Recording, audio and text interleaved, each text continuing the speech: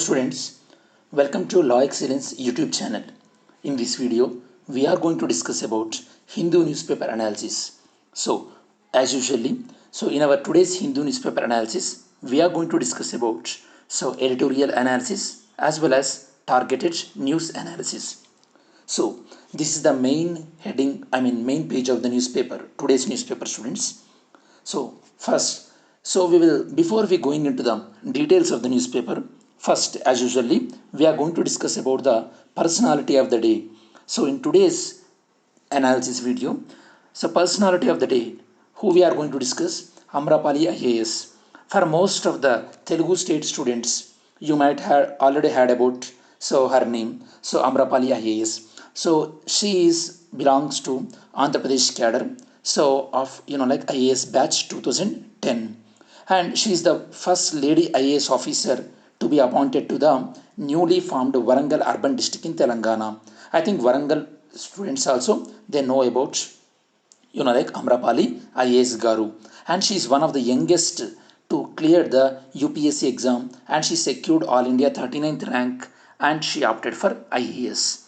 So apart from her academic merits, she is very popular as a young collector, and she stood up as a true inspiration to the youth, and she was very popular for using the latest technologies.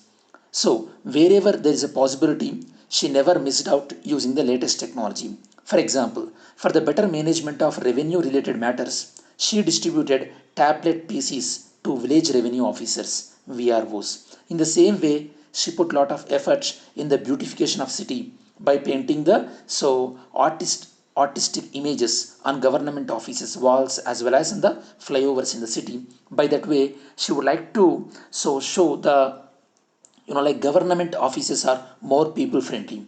So these kind of inspirations are really sticking to the people mind. So I hope she will inspire many more in the coming future. Now in today's article, we are going to discuss about 4 articles related to the detailed analysis. They are Nepal ties and the Benaras to Bengaluru spectrum, and the second one is regarding a quota case and in defense of MPLADS for betterment of work. So these are the things we are going to discuss in today's class. Okay. So first one is regarding Nepal ties and the Benaras to Bengaluru spectrum. So in this, we are going to discuss about how India-Nepal relations changed over the period of time. In our syllabus point of view, this is related to GS paper 2, and the issue is India-Nepal ties, and the dimension is changing nature of the Nepal, how Nepal changed over the period of time. Students, in 1980s, during the time of 1980s, majority of the Nepalese leader, they used to come and they used to study in India, especially in the Benaras Hindu University, and there were much cultural ties between India and Nepal, between Nepal as well as Benaras in India. Now these cultural ties gradually changed from Kathmandu to Bengaluru. So what this is indicating? This is indicating that change in the relationship between the this Nepal as well as India. These changing relations we can see. Now Nepal, students, the Nepal students as well, they exposed to the world. And now across the world, the Nepali students, they are studying in Europe as well as United States. They exposed to the cosmopolitan culture as well. Now, during this course of time, Nepal even changed from monarchy to democracy. So previously, Nepal was ruling by these Hindu rulers. Now it adopted the new constitution. And since 1962, even though Nepal was formerly Hindu kingdom, from 2015 onwards, after it adopted the new constitution, it announced itself as a secular country. So far we discussed about how Nepal changed from 1980 to present, as well as Nepal exposure to the world. So during the time Nepal evolution, what is the Nepal evolution also we discussed, from monarchy to democracy. Now in Nepal, whenever the left parties, whenever the communist parties come into the power in Nepal, their tendency is more towards the China. We have seen that in recent indication as well. Next, what not has changed over the period of times?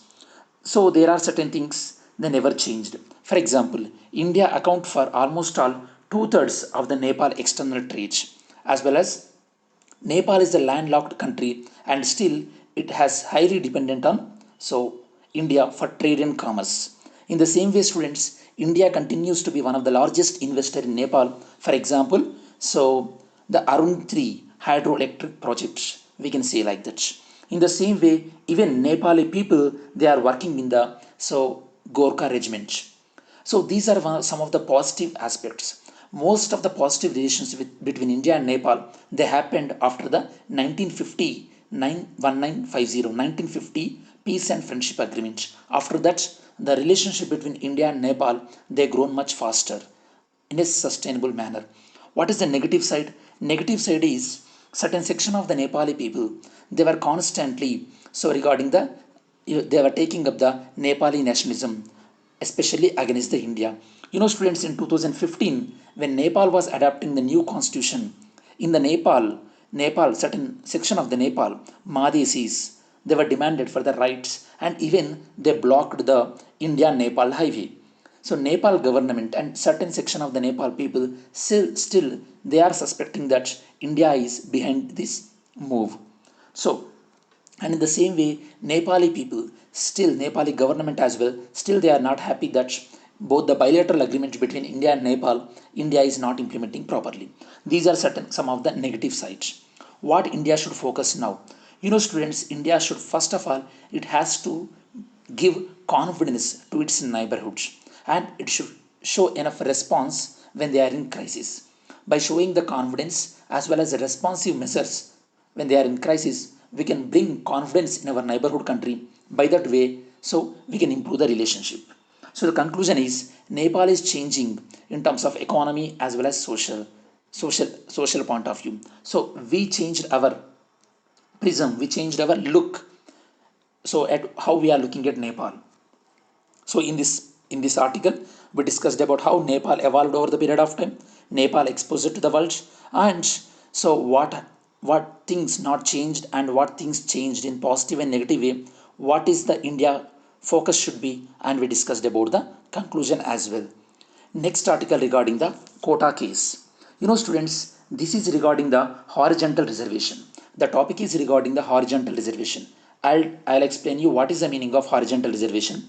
So the horizontal reservation, Tamil Nadu implemented the horizontal reservation, and so what are the court observations? So we will discuss. First, the lesson plan is going to be the what is the issue and what is horizontal reservation. Students, the issue is Tamil Nadu government given 7.5 reservation, 7.5 percentage of reservation to, okay, so this government college students in medical college seats. The students who studied in government colleges, for them, though in the medical college quota, 7.5 percentage seats were reserved in NEET exam.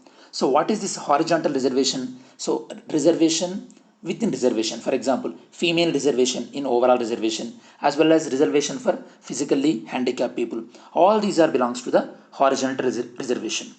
So what are the argument for horizontal reservation? I mean, some people they are supporting for horizontal reservation, especially if you take this Tamil Nadu exam, Tamil Nadu point of view. Students, this move, like this step taken by Tamil Nadu government is mainly to address the poor representation of government school students in MBBS courses. This is creating a cognitive gap. That means most of the times who are securing through NEET kind of exams, they are undergoing the private coaching, and these the students from government schools and scheduled caste, scheduled tribal students who cannot afford the private coaching, they were unable to get the seat in the so NEET entrance examination. For them, the government, Tamil Nadu government, created this kind of horizontal reservation. So in 2002, February 2002, Madras High Court cancelled the horizontal reservation of 25% in all the professional courses for higher secondary students from schools in village panchayats. It was cancelled out. Let's see how this particular issue will take up by the judiciary. So the conclusion is, yes, we can agree that there is a cognitive gap in our Indian education system. This poor representation in professional courses from these vulnerable sections, it is a symptom and it is a deep-rooted issue in India. So the government step, we can say it's a well-intentioned thought, but there must be an efforts to improve the school education sustainably rather than this kind of short-term actions. So far what we discussed, what is the issue with respect to Tamil Nadu and what is the meaning of horizontal reservation, and we discussed about argument against the horizontal reservation, arguments for the horizontal reservation we discussed, and we discussed about the conclusion as well. So finally, background regarding the reservations. In our Indian constitution, students, in our Indian constitution, certain provisions they are saying about the reservation. We'll discuss which provisions are saying about the reservations. Students, for example, part 16 of the Indian constitution deals with SC/ST reservation in the state legislature as well as central legislature, for example parliament. In the same way, article 15.4, article 16.4, these articles are dealing with reservations of SC/STs in education institutions. One important thing you have to remember here, students, we done the 81st Constitution Amendment Act 2000 in this year. We added Article 16.4b based on this. For example, in a particular year, there are 100 ST seats are there. Only 75 are filled. The remaining 25 seats will be carried over to the next year. This was able through Article 16.4b. In the same way, Article 243d and Article 233t, these are the articles which are providing the SC/ST reservation in the local governments as well. One more thing you have to note here, Article 335 of the Indian Constitution, it is saying that SC/ST reservation should be implemented by along with the maintaining the efficiency in the administration. So we should not compromise at administration point of view. That is also we have to take care about it. So finally, this entire thing we discussed about what is the issue regarding Tamil Nadu, what is the horizontal reservation, argument for horizontal reservation, argument against horizontal reservation, and what is the conclusion and what is the background, we discussed about it, students. So next, we are discussing about MPLADS. So in syllabus, it is related to polity and governance. So the issue is suspension of MPLADS scheme and the argument for MPLADS and who opposed the MPLADS we are going to discuss. And so the brief details about the MPLADS scheme. Students, this MPLADS scheme, MPLADS stands for Member of Parliament Local Area Development Scheme, that is MPLADS scheme launched in 1993. And the implementing ministry is Ministry of Statistics and Program Implementation, MOSPI. What is this? Through this scheme, an MP can undertake certain kind of developmental works. Okay, so in case of Lok Sabha members, he can spend this developmental work in his constituency, whereas the elected Rajya Sabha member, he can recommend the MPLADS from the state from which state he or she been elected. In case of nominated members, the students, 12 nominated members from Rajya Sabha, they can recommend their work anywhere in the country. For example, Sachin Tendulkar recommended his work, his MPLADS in Nellore district. So this is about some static information regarding the MPLADS. Now, what is the issue, students? Here, the issue is this MPLADS were temporarily suspended for the financial years of 2020-21 as well as 21-22 in the wake of COVID-19 crisis. So here, some saying for the MPLADS, the people who are supporting the MPLADS scheme. Actually, there is no data regarding the corruption in the MPLADS. And one more thing, in the MPLADS, the involvement of MP, it limited only to suggesting regarding particular work. Once he suggests a work, then the role of the MP will be done. The implementation will be done by the district collector according to the MOSPI guidelines. And this scheme also will be audited thoroughly. And students, this scheme will provide an opportunity for the opposition MPs as well to carry out certain kind of developmental works. And if we observe this, out of the entire MPLADS, around 15% of the MPLADS will go for the scheduled caste, development, and 7.5 percentage of the funds will go for scheduled tribe developmental areas as well. And suspension of MPLADS sometimes will undermine the prestige of MPs before the MLAs, because in certain states like Kerala, where MLAs are getting 6 crores per annum according to the MLA Constituency Asset Development Fund. So compared to them, MPs should get this kind of money. Some people are arguing against the MPLADS as well.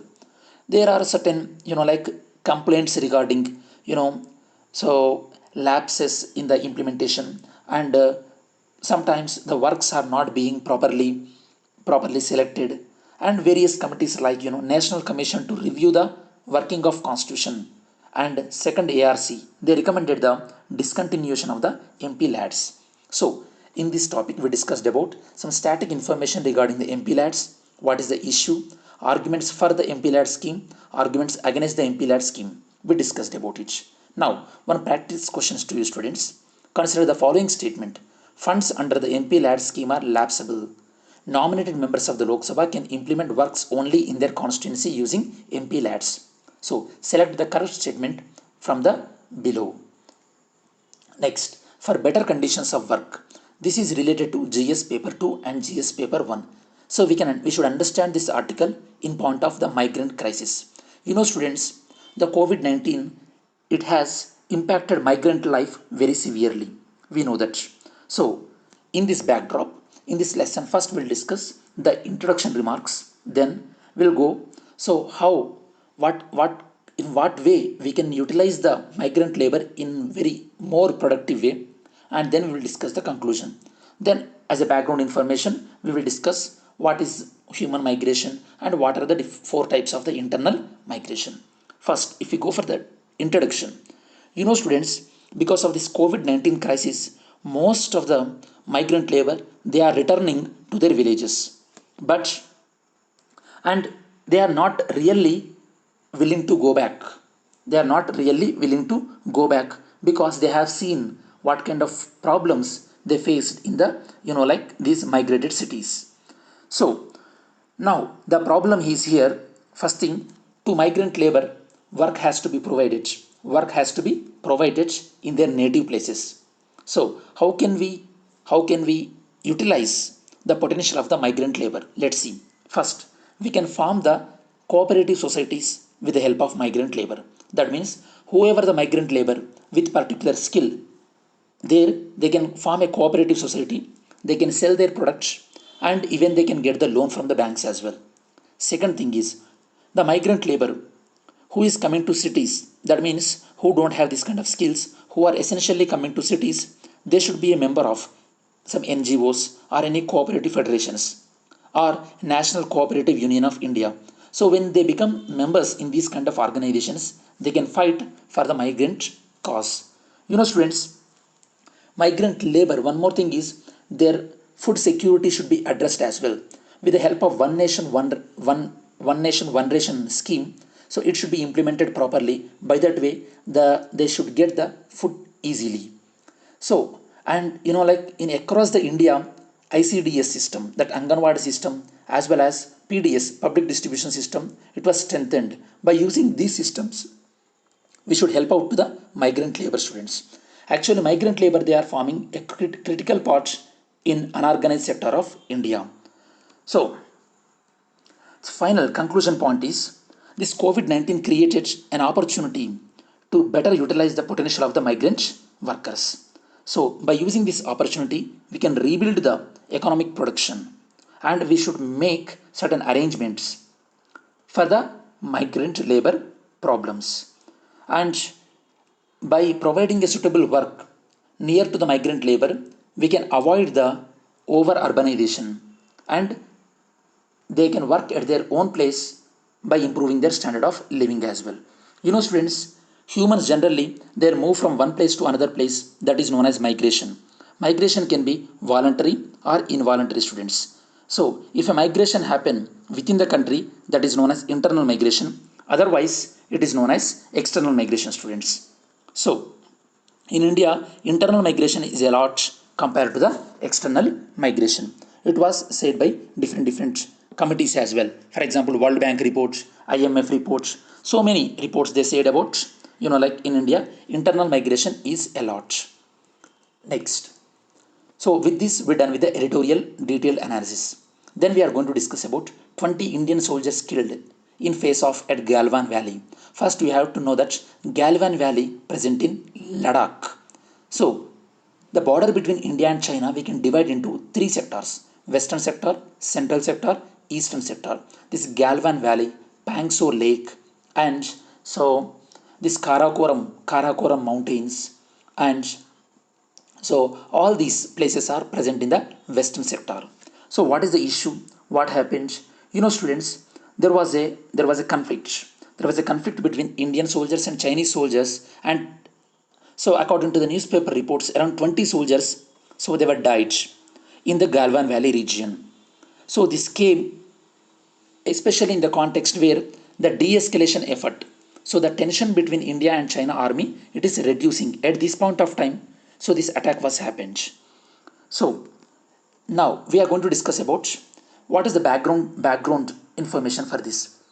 So basically, if you see China is not only having territorial dispute with the neighborhoods, it is having territorial dispute with some faraway nations as well. For example, with Indonesia, it is having the territorial dispute of Natula Islands. Regarding the Philippines, Spratly Islands, as well as regarding the Japan, it has regarding the East China Sea dispute. So with the different nations, it is having so different like territorial disputes. What this is showing that so China is flexing its muscles. China is showing its strength, and it would like to claim so bit by bit the territorial so places. And especially as India is moving very close to the Quad community, like USA group, USA, Japan, Australia group. So China is somewhat upset about the India move, as well as India recently supported a resolution against China with respect to COVID assessment, this coronavirus assessment report. In the same way, India also supported Taiwan membership with respect to WHO. After seeing all these kind of things, China was somewhat relatively upset in terms of diplomatic relations. Of course, so recently, for example, in 2018 and 2019, we done two kinds of informal meeting as well, like 2018 Wuhan summit and 2019 is Mahabalipuram summit. So we should carry that kind of peace process. So anyhow, this kind of tensions along the border, it will disturb the peace process which already set in process. So what are the important defense agreements between India and China? First one is 1914 Simla Convention. This convention is between Great Britain, China and Tibet. So based on this convention, the land boundary of McMahon line, it came into the picture. So with this Simla Convention, Panchsheel Agreement, we know that students, it was done between the Jawaharlal Nehru and Chau En-lai. For the peaceful coexistence, 5 principles should be followed by the both India and China. Of course, when India given shelter to Dalai Lama, so China felt India violated the Panchsheel Agreement and declared war in 1962. Then Sino-Indo Memorandum 2003. This is about India accepted Tibet as an integral part of China, and China accepted Sikkim as an integral part of India. As well as in 2003, we made Indian Border Defense Cooperation Agreement.